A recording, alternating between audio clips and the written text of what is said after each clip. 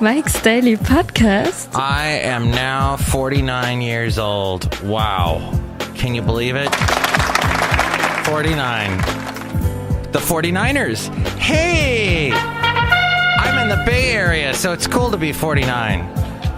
Well, it's episode 1493. There is a 49 in today's number, 1493. And today we have Mike's Daily Podcast. Chely Shoehart, Floyd the Floorman, John Deere the engineer. Well, it was an exciting drive to get here today. Mike's Daily Podcast. As I was getting on the road today, there was a guy in a BMW. And here is something that I would like to tell to you, and that is those little German BMW cars look like Hitler's face staring back at you. That's a snarky thing to say. Well, Mike's Daily Podcast. Those old BMWs look like a little hit. It's weird. They've got like the little mustache where the license plate is. Do you know what I'm trying to say? Mike's Okay. Daily And then this guy Podcast. in the BMW is driving really slow. Yeah! So I try and go around him. He cuts in front of me. So like that, I almost hit him at 4 o'clock in the morning. Not the best. What the? It was a... And now I've just done... Oh, the Madman intro. Look who just walked in. Hello, Mike Matthews. It's Chely Shoehart, gift shop supervisor. What's Madman? Madman was this show that had that really pretty redhead girl that I can't think of her name at the moment, but she was awesome in it. And she's very tall, and she's statuesque. And that's about it. Happy New Year! Thank you. Look who else walked in. Oh, Mike, this is Floyd the Floorman. And this is John Deere the engineer. It's not New Year's yet. It's a new year for me, John Deere. It's a new year for me to begin the year of my 49. The last year of my 40s is what it is. The last year of my 40s. And that's life. That's life. That's what all the people say when you get old. I'm halfway through my life right now. Hopefully. I'm really busy right now. Because I'm halfway through my life. Because I'm going to get to 100, I guess. That's my thinking. And here's today's podcast picture. 100 years old. Yep. Oh, yeah? Yeah. Hey, this is a wonderful picture of my wonderful dog, Basil the Boxer, at Carmel over the weekend on Saturday. And he does not like it when I take a picture of him. He seems to always taking a picture. I gotta look away. He's a shy dog. And your dog probably does the same thing. Dogs don't like to be photographed. Some dogs like to pose. Hey, if you'd like to email me your cool dog pose, mikesdailypodcast@gmail.com, or, post to my Facebook, my Tumblr, my Twitter. Links to all of those at MIKEs-DAILY-PODCAST.com. You can also call me at 336-MM-DAILY, 336-MM-DAILY. And if you're going to do any shopping on Amazon, go through that link at MIKES-DAILY-PODCAST.com first, because that helps out our show. In fact, I almost bought 7 tubes of dog toothpaste yesterday. And I was going to buy exactly 7, because if I bought exactly 7 and no less, I would get free shipping. So I was like, I'm going to get all this dog toothpaste because I love cleaning my dog's teeth. And he loves it too. Thank you. So also on my way to work today, as I'm driving through Hayward, there's this lane. I don't know where all these cars are coming from at 4:30 in the morning. This car in front of me is an Altima, and he is not moving. He's barely at a crawl, and the lights are green, and he's just... And I look at it, and I've got the silhouette of him.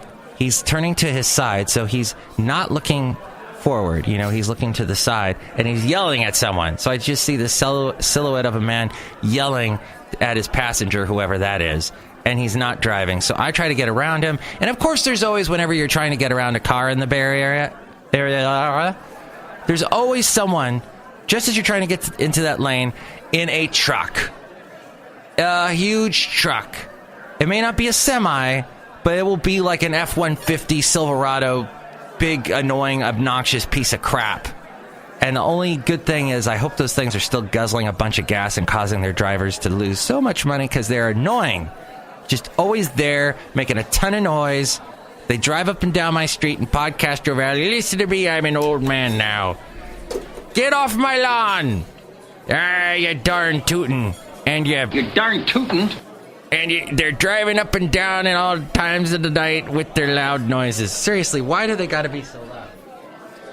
Podcaster Valley would be so peaceful and lovely if it wasn't for those darn loud trucks. My point being that there's lots of MIKEs-DAILY-PODCAST.com is the website to go to if you'd like to help out the show and check out all the places you can listen to the show. There's also a PayPal there, and you can get a special MP3 for thee from all the Cafe Anyway characters. Wishing you a happy whatever day. Hey, but first, hackers stole the personal data of 57 million customers and drivers from Uber. I knew there was a reason why I never used Uber. Friends would use Uber and use Uber and they would say, Mike, hop in this car that we're getting on Uber. And they were Uber this, Uber that. Oh, the greatest thing ever. Uber, by the way, is German for over, like Uber alles. But a massive breach that the company concealed for more than a year. This week, the ride-hailing company ousted Joe Sullivan, chief security officer. Oh, by the way, I'm not going to be able to find this. But on NPR yesterday, on All Things Considered, they were talking about this story, and the anchor that they have on, what's her name? It's Alyssa, not Audrey Cornish, not Kelly McGivers, not Renee Montaigne, not Steve Inskeep, not Melissa Block. Where is she?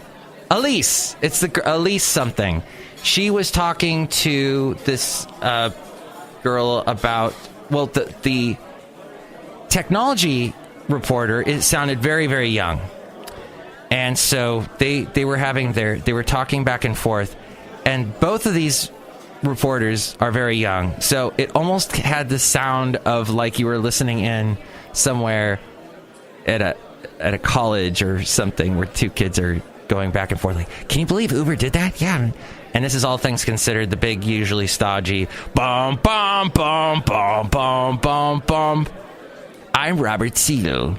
Let's take a look at this thing called Uber. Why is it being hacked?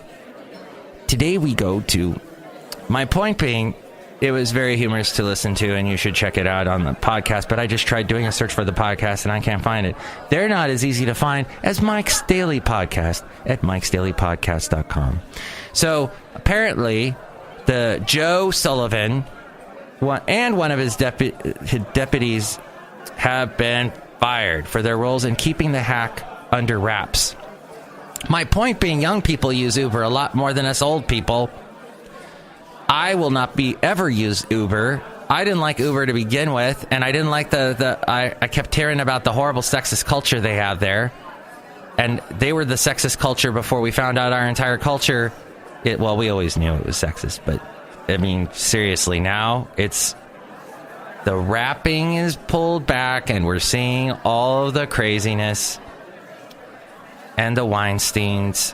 What was the movie I was gonna... Oh, King's Speech is a Harvey Weinstein movie. And I was watching a thing about that George the Sixth, King George the Sixth. I couldn't think of who it was yesterday. King George the Fifth was his father. Then there's King George the Sixth, and then he was the father of our current Queen Mother, Queen Elizabeth in England, Great Britain.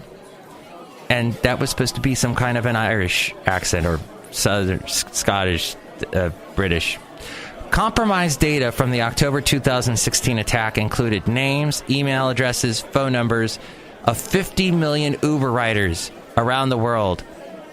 And they revealed this information to Bloomberg. The personal information of about 7 million drivers were accessed as well, including some 600,000 U.S. drivers' license numbers. No social security numbers, credit card details, trip location info, or other data was taken. At the time of the incident, Uber was negotiating with U.S. regulators investigating separate claims of privacy violations. So, Uber now says it had a legal obligation to report the hack to regulators and to drivers whose license numbers were taken. So, as you can read between the lines here, Uber was never going to tell us this information. They were going to keep this hidden, just like Facebook was going to keep hidden all the rubles they got from Russia to change our election. So, the company paid hackers. Yes, that's true. Uber paid hackers $100,000 to delete the data. They went ahead and they paid the ransom for the ransomware to keep the breach quiet. Uber said it believes the information was never used, but declined to disclose the identity of the attackers. I hate Uber. Will I use Lyft? Is Lyft any more innocent? I don't know. Hey, Charlie Rose apparently was a perv. I don't know. Wait. Did you ever watch him and wonder why he's talking to you in the darkness on those PBS shows he did? Hi, I'm Charlie Rose, and I'm standing in complete darkness, staring at the camera with the he always had this look on his face like he was some kind of a zombie. I don't know. I mean, I'm not the most handsome man, but still, people are shocked about Charlie Rose. I'm like, not too surprising. And then people that are shocked about Charlie Rose kind of have their own skeletons going on, and I'm like, not surprising. So this is shocking news. 8 people were rescued and 3 remain missing after a U.S. Navy plane crashed into the western Pacific Ocean. This happened today. The C-2 Greyhound transport aircraft came down about 500 nautical miles, which is about 925 kilometers southeast of Okinawa, as it was bringing passengers and cargo from Japan to the USS Ronald Reagan aircraft carrier. The Reagan was operating in the Philippine Sea during a joint exercise with Japan's Maritime Self-Defense Force when it's a twin propeller plane, and it crashed at about 2:45 p.m. at Japan time. The cause of the crash was not immediately clear, and the incident will be investigated. The 8 people rescued, they were rescued about 40 minutes later and taken to the Reagan for medical evaluation. They are in good condition. U.S. and Japanese naval ships and aircraft are searching for the missing. Then Roy Moore, he sounds a little like this. Can we bring the audio up? Because some people believe that shows that you're serious about proving your innocence. We're talking about the Washington Post. We're talking about the women involved. Mm-hmm. You know, it takes time to develop a case and file a case, because you just don't go file a case without some proof. And we're getting proof. We're going to get after them for what they said about me. Because I never did touch those little girls. Never. So Roy Moore is considering legal action against one or more of the women. Oh, what a shock. That's what Trump did when those allegations came out about him. There was a lot of allegations about him, and we still don't know for sure. The same with Bill Clinton, and that's the time we live in. We'll get to the bottom of all these. And then no more sexual harassment ever. And the world will be a beautiful place. And yay. The end. No, so more the head of Zimbabwe finally left. Mugabe? Is that, wait. I don't have that story in front of me, so I should. Robert Mugabe, wasn't it? Yeah, I think that's what I heard. So that was a big deal. Did you hear about that story? Okay. Then I won't go into it. So then more, he is going to try and, in the election on December 12th, he'll probably replace General Jeff Sessions our Attorney General, he has strongly denied all accusations that he inappropriately approached or accosted women, some of whom were underage at the time of the alleged incident. Asked about some of his accusers in an interview last night, he spoke with Scott Beeson on Alabama Cable Network.